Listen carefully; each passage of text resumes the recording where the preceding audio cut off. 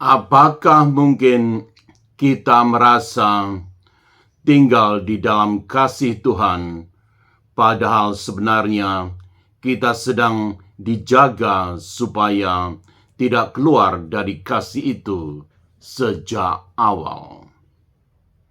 Atau jangan-jangan yang kita sebut iman itu bukan usaha kita mempertahankan Tuhan, melainkan Tuhan yang mempertahankan kita. Makna tersembunyi Alkitab menggali mutiara-mutiara kehidupan yang tersembunyi dan terpendam dalam kitab suci.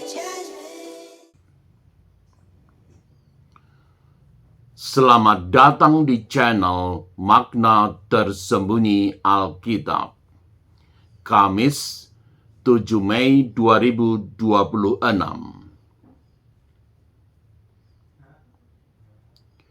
Sabda dan keterhubungan makna.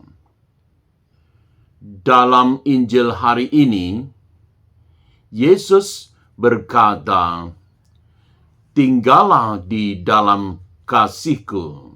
Injil Yohanes bab 15 ayat 9. Kata tinggal di sini berasal dari bahasa Yunani meno, yang berarti bukan sekedar diam, tetapi bertahan, menetap, tidak berpindah meski ada tekanan. Selaras dengan itu, Mazmur 96 mengundang, "Bernyanyilah bagi Tuhan, hai seluruh bumi." Kata Ibrani yang berakar dalam seruan ini adalah shiru. Bernyanyilah, tetapi bukan sekedar vokal. Ini merupakan respons iman yang hidup.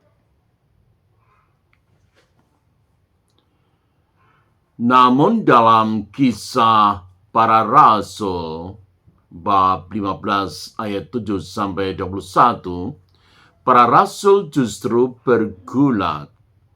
Apakah orang bukan Yahudi harus mengikuti hukum Taurat secara penuh?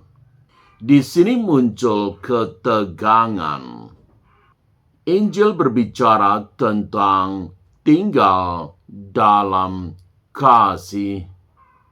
Gereja perdana bergumul soal batas dan aturan.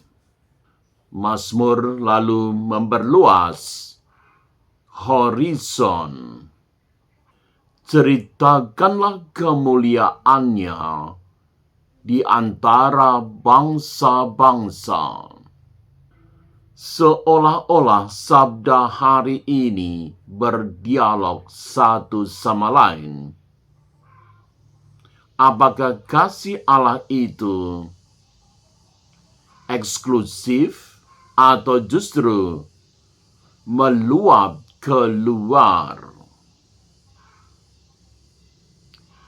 Di titik ini, saya mulai bertanya, apakah tinggal dalam kasih berarti menjaga batas, atau justru membiarkan kasih itu melampaui batas? Belajar dari gereja perdana dan bapa gereja.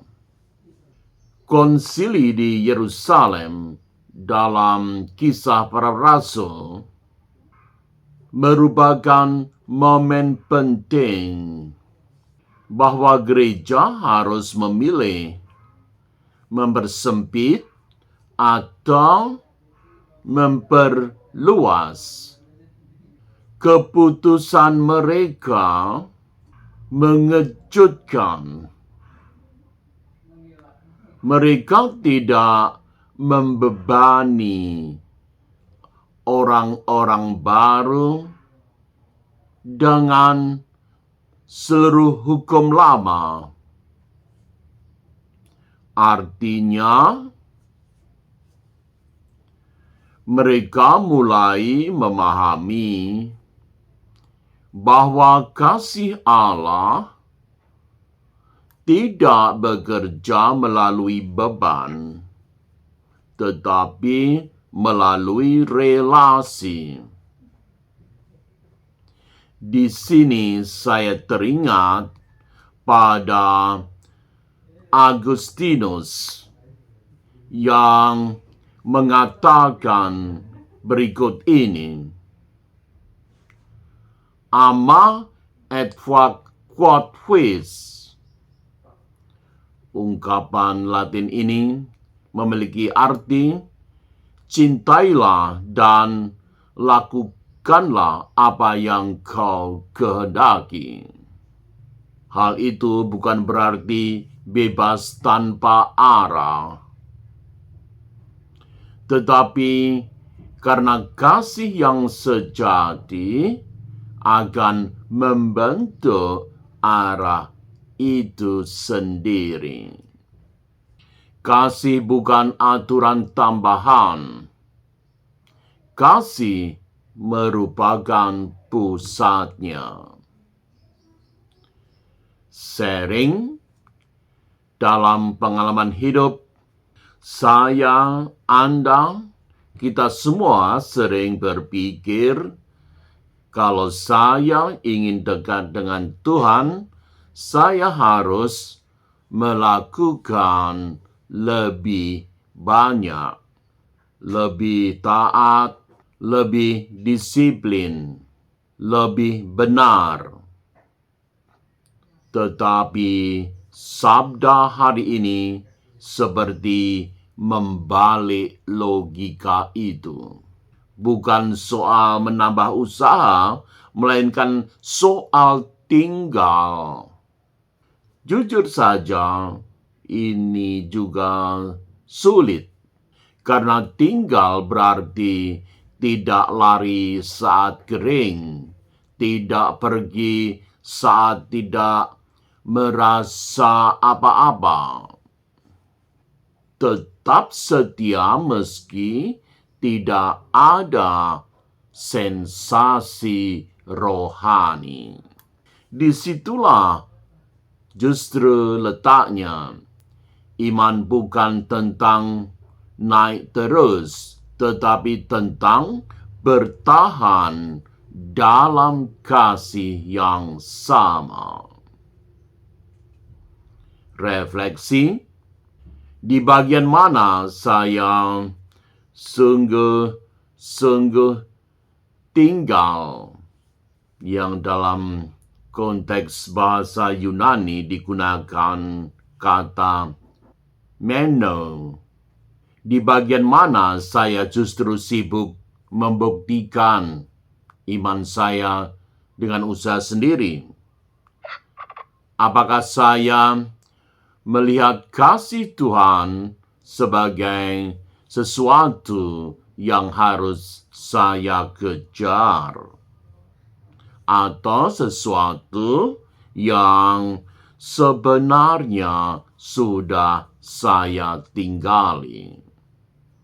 Atau jangan-jangan saya sudah berada dalam kasih itu, tetapi saya sendiri yang terus keluar masuk tanpa sadar.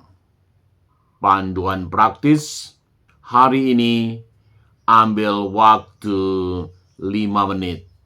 Bukan untuk melakukan sesuatu, bukan untuk meminta sesuatu, hanya untuk tinggal, duduk dalam diam, dan ulangi dalam hati. Tuhan Aku tinggal dalam kasih-Mu. Ulangi dalam hati. Jika pikiran Anda melayang, tidak apa-apa. Kembalilah pelan-pelan.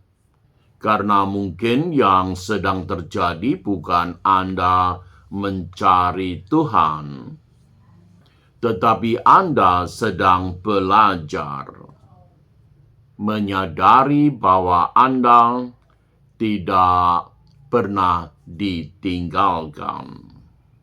Terima kasih telah menyaksikan. Salam sehat, berkat Tuhan bagi Anda semua.